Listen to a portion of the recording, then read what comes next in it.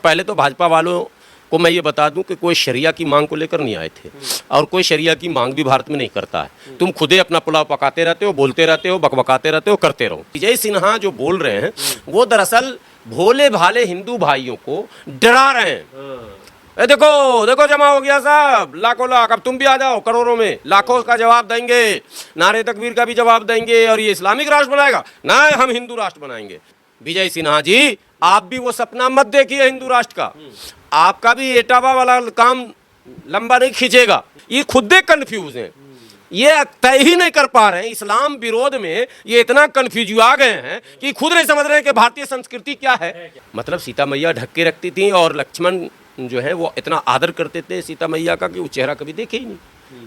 तो ये संस्कृति है। लेकिन ये कह रहा नहीं, तुम ढक रहे हो इसलिए सबको हम नंगा कर देंगे, तुम नमाज पढ़ रहे हो तो सबको हम ये कर देंगे, तुम फला कर रहे हो।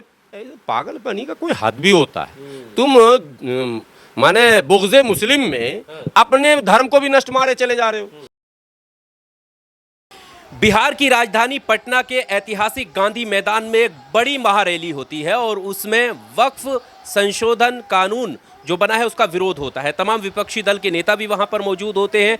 लेकिन अब बीजेपी ने गंभीर आरोप लगाए हैं, बाकायदा प्रेस कॉन्फ्रेंस करके ये कहा है कि ये जो है संविधान का अपमान है, लोकतंत्र का अपमान है और शरिया कानून लागू करने की बात हो रही है।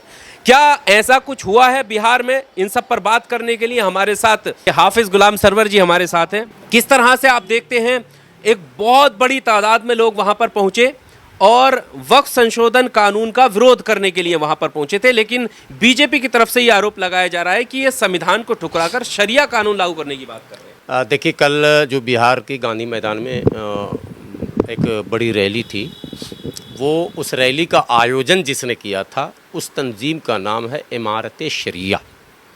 पहले ये स्पष्ट हो, पटना के गांधी मैदान में जो वक्फ बचाओ दस्तूर बचाओ कॉन्फ्रेंस था, रैली थी, उस रैली के आयोजक जो थे, वो आयोजक जो संगठन है उसी का नाम है इमारत शरिया।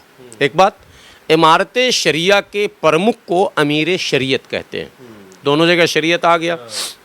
अब चूंकि इमारत शरिया ने आयोजन किया है और अमीर शरीयत रहनुमाई कर रहे हैं, तो हाँ, जो उसके सदर हैं, प्रमुख हैं, तो जाहिर सी बात है जो भी वक्ता आता है वो अमीर शरीयत का नाम लेकर फिर अपनी गुफ्तगू का आगाज़ करता है। ये जाहिर मतलब लॉजिक है कि भाई जो आयोजक हैं, जिनकी रहनुमाई में, जिनकी सरबराही में, जिनकी सदारत में, जिनकी अध्यक्षता में कार्यक्रम हो रहा है, उसका तो नाम आप लेंगे।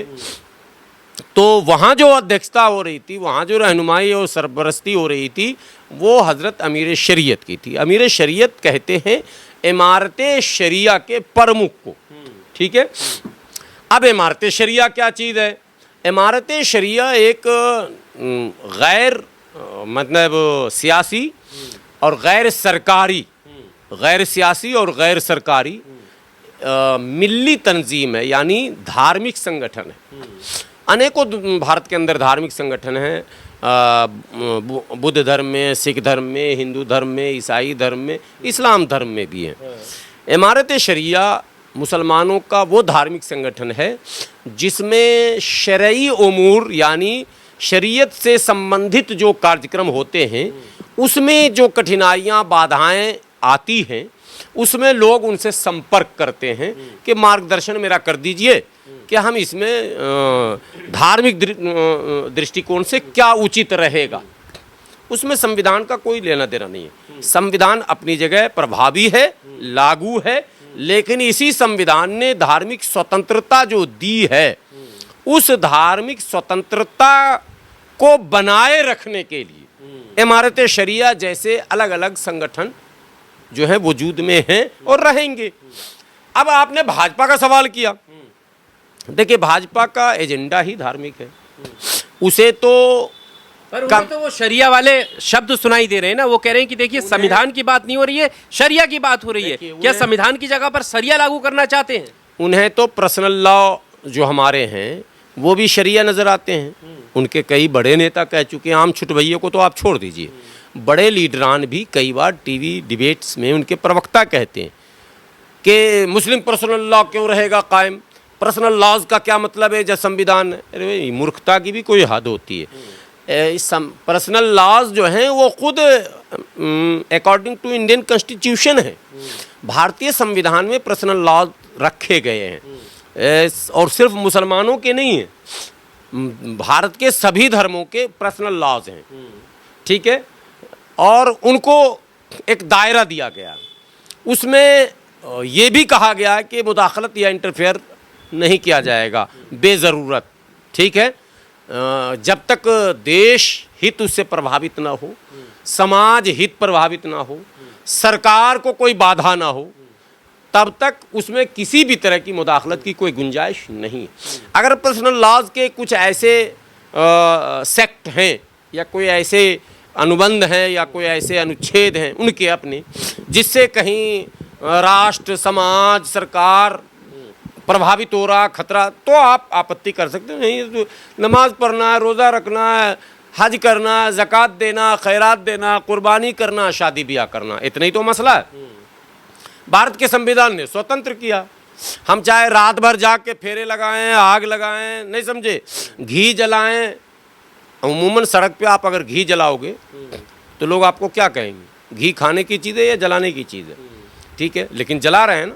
धर्म में, धर्म कितनी स्वतंत्रता है भारत के संविधान में, ये उन मूर्खों को समझना है।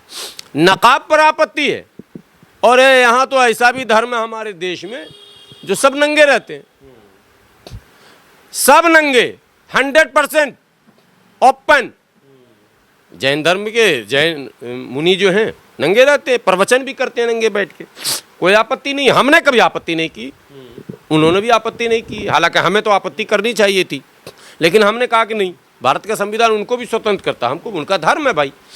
हमारे यहाँ हिंदू धर्म में भी नागा बाबा हैं, आपको पता है, कोई आपत्ति नहीं, वे उनका धर्म है तो वो अपने धर्म में जैसे चाहे रहें, हम क्यों टांग अड़ाएंगे। संविधान भी टांग नहीं आ रहा। हालांकि सामाजिक दृष्टिकोण से नंगा जो है वो शब्द, लोग बोलते हैं इतने नंगेपन पे मत उतरो, मतलब नंगा होना ठीक नहीं माना जाता सामाजिक दृष्टिकोण से। लेकिन अगर धर्म में है तो है, भारत का संविधान उनको भी आज़ादी देता। लेकिन हम नंगेपन को कम करना चाहते हैं, हम नकाब पहनना चाहते हैं, हमारी बहनें अगर ढककर रहना चाहती हैं, इन्हें पसंद नहीं।